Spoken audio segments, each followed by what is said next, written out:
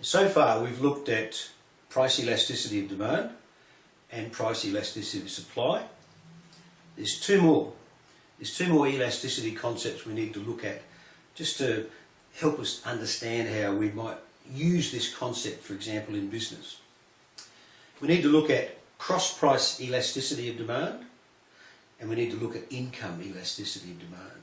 Now you remember one of the key factors affecting demand was the prices of other goods, right? So when those prices change, what impact might it have on the quantity willingly demanded? So what we're looking at here in terms of cross-price elasticity of demand, we are looking at the elasticity, the percent change in quantity demanded of, say, product A with respect to some percent change in the price of product B.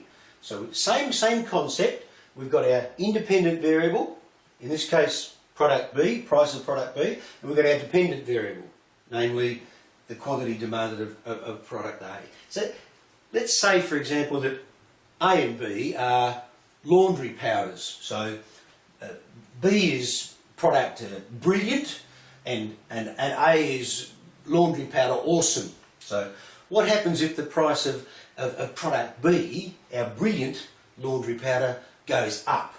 Well, what we'd find, you'd expect, because they are quite substitutable, right, that the quantity demanded for product A, for awesome, would also go up. So if the price of this laundry powder, our brilliant laundry powder, goes up, some people switch their preferences and will actually transfer their purchases to product A or awesome. So what we'd find here is that for products that are substitutes, the elasticity coefficient that results from this particular little experiment would be positive. Now here, in terms of cross-price elasticity, the sign is actually extremely important. So you remember from a previous video with George that for convention we ignore the sign for price elasticities. Here it's actually really significant. Now what we're saying here, don't forget, even if the price of B goes down, the positive nature of this would suggest that the quantity demanded of A would go down, same direction. So the outcome here in terms of substitutability is quite important in terms of the sign of our coefficient. Now, the bigger this number, the greater is the degree of substitutability.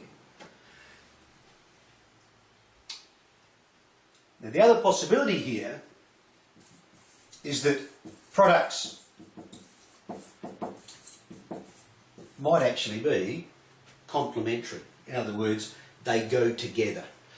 You can't have one without the other. The consumption of one requires the consumption of another. For example, let's say petrol and motor oil. So let's say, for example, that the price of petrol goes up. What would we expect to happen? Well, if the price of petrol goes up, people drive less and the demand for motor oil actually declines. So if the price goes up and the quantity demanded goes down, so that we're talking about an inverse relationship, we'd expect that, and in fact it is the case, that for complements, the elasticity coefficient in terms of cross-price elasticity is negative, showing that there will be an opposite reaction in terms of the quantity demanded from the dependent variable in terms of the price of the independent variable. Now, as I said, the other thing we need to look at is income elasticity of demand. We know that that's a key factor affecting demand. So now we are concerned with what will be the percent change in quantity demanded, which has been brought about by some percentage change in income. So again, our independent variable on the bottom, our dependent variable on the top, and what would we expect to find, for example, when incomes are rising, say during a time of heightened economic activity, like a boom where spending is high, the demand for labour is high, wages are rising, more people are working, etc., etc. Well, what we find generally is that there's pretty much, if there's an increase in incomes, there's pretty much an increase in demand for just about everything. In particular, for what we call normal goods. Oddly enough, during times of economic boom and good times, when incomes are rising, there is actually a decrease in demand for some products and services, and we actually label those goods as inferior. So here we've got a similar sort of outcome.